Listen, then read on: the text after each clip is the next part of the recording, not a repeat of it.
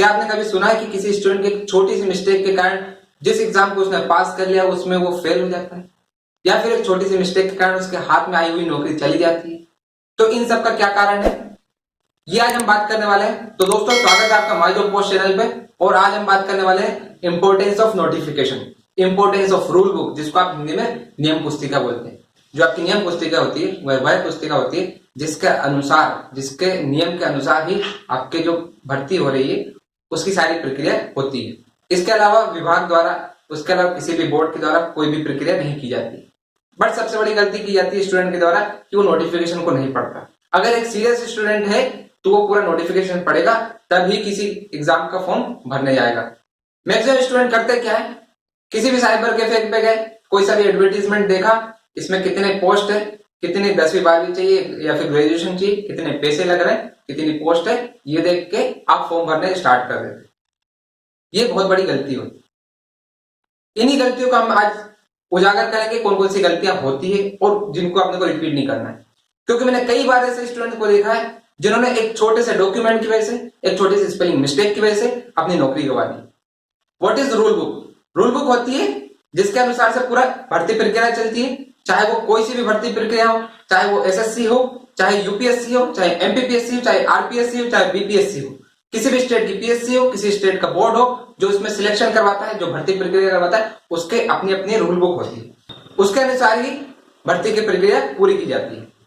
Rejection के क्या क्या कारण होते हैं? रिजेक्शन के कारण होते हैं स्पेलिंग मिस्टेक हो जाती है, जो डॉक्यूमेंट चाहिए रहता है जिस फॉर्मेट में वो नहीं अपलोड किया जाता है, आपका फोटो गलत हो सकता है, फोटो ब्लर हो सकता है, व्हाइट बैकग्राउंड में नहीं हो सकता है, या फिर उसमें डेट मेंशन करनी होती है, वो डेट मेंशन नहीं की होती है।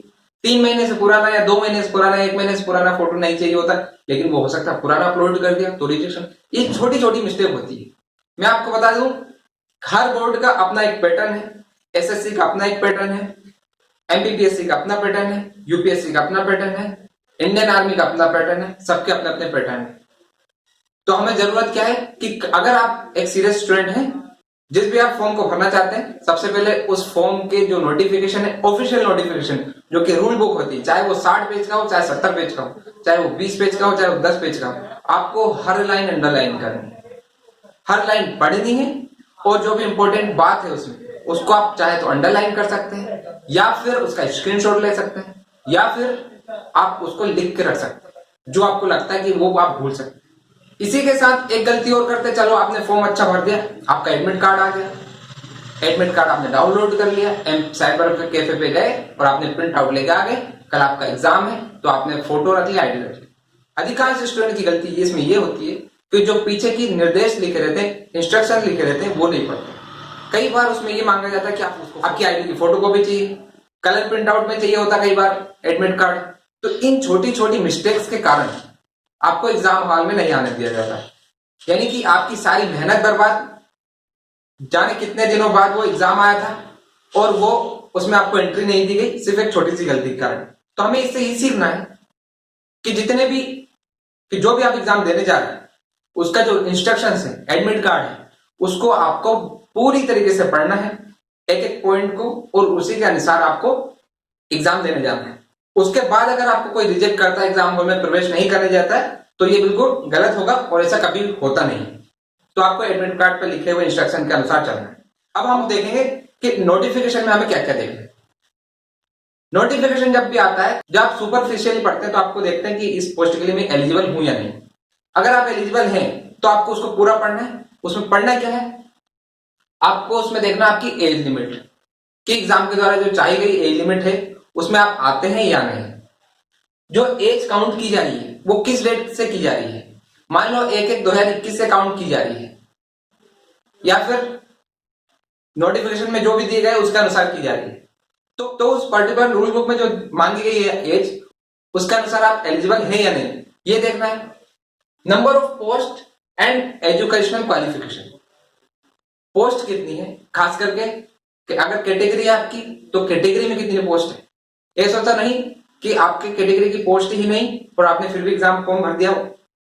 कई बार स्टूडेंट ये भी गलती कर देते हैं। तो आपको देखना है कि पोस्ट कितनी है और उसमें एजुकेशनल क्वालिफिकेशन क्या है, क्या आप उस अर्हता को, उस शैक्षणिक अर्हता को, एजुकेशनल क्वालिफिकेशन को पास करते हैं कि आप उस योग्य हैं, आर यू एलिजिबल, ये आपको चेक करना है। इसी के साथ साथ किसी किसी एग्जाम में फिजिकल मेजरमेंट मांगते हैं, शारीरिक माप। अगर वो फिजिकल मेजरमेंट मांगते हैं तो क्या आप उसके लायक हैं? ऐसा तो नहीं कि उसमें कुछ हाइट मांगी और आपकी हाइट नहीं, लेकिन आपने फॉर्म भर दिया, आपने एग्जाम भी दे दिया, तो ये एक तरह से आपका टाइम वेस्ट होगा, पैसों की बर्बादी होगी और आप में एक डिमोटिवेशन पैदा करेगा। तो इससे बचने के लिए हमें जरूरी है कि हम नोटिफिकेशन को अच्छे से पढ़ें। सिर्फ कैफे पे जाकर फॉर्म भरने से काम नहीं चलेगा, पूरे नोटिफिकेशन को अच्छे से पढ़ना पड़ेगा। आगे अगर बात करें तो कुछ कुछ डिपार्टमेंट की अपनी कंडीशंस होती है, विभागीय शर्तें होती है, जैसे कि हर विभाग की अपनी अपनी प्रोबेशन पीरियड होता है। प्रोबेशन पीरियड यानी कि परिवीक्षा अवधि। अगर एमपी की बात करें तो एमपी में तृतीय और चतुर्थ श्रेणी के कर्मचारियों को पहले साल, दूसरे साल, तीसरे साल अलग अलग पेमेंट मिलता है, 70%, 80%, 90%। इसके लिए मैंने एक वीडियो बनाया था तो आपको पता चल गया होगा।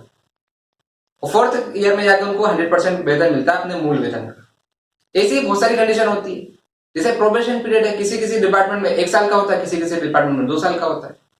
और कई कई डिपार्टमेंट में ये कंडीशन में होती है कि अगर आपने ज्वाइन करने के बाद 1 साल के पहले, ज्वाइन करने के 1 साल के अंदर या 2 साल के अंदर अगर आपने डिपार्टमेंट छोड़ा तो आपको एक निश्चित राशि जमा करनी होती, जैसे 1 लाख, 2 लाख, 50,000, उसके साथ साथ 1 महीने का वेतन।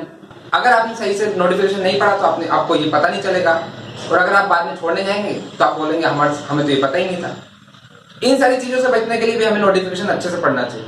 Uploading of document and required document and document verification, यानी कि फॉर्म भरते समय कौन कौन से डॉक्यूमेंट चाहिए, और जब आपका डॉक्यूमेंट वेरिफिकेशन होगा, आपकी दस्तावेज को वेरीफाई किया जाएगा, तब कौन कौन से चाहिए।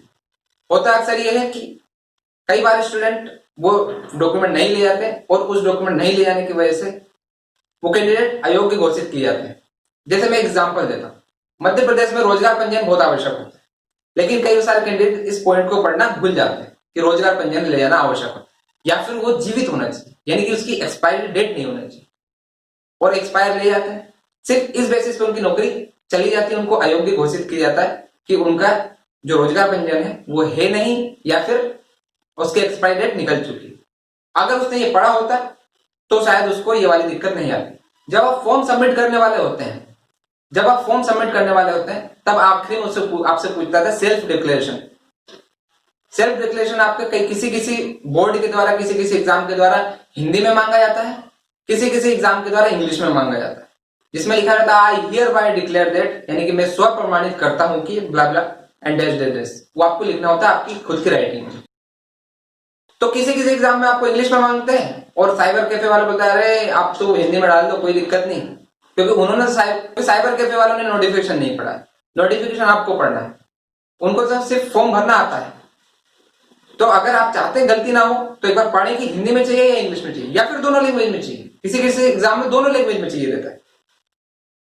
तो ये आप खुद डिफाइन करके जाएं, खुद पहले से तय करके जाएं कि किसमें चाहिए, और आप साइबर कैफे वाले के ऊपर पूरा डिपेंड नहीं रह सकते। एक मुख्य जो गलती करते हैं स्टूडेंट्स वो ये कि जो फोटो है वो फोटो अप्रोप्रिएट अपलोड नहीं करते हैं। कई बार मोबाइल से अपलोड कर दिया, खिंचवाया नहीं, उसके नीचे डेट नहीं है, नाम नहीं है।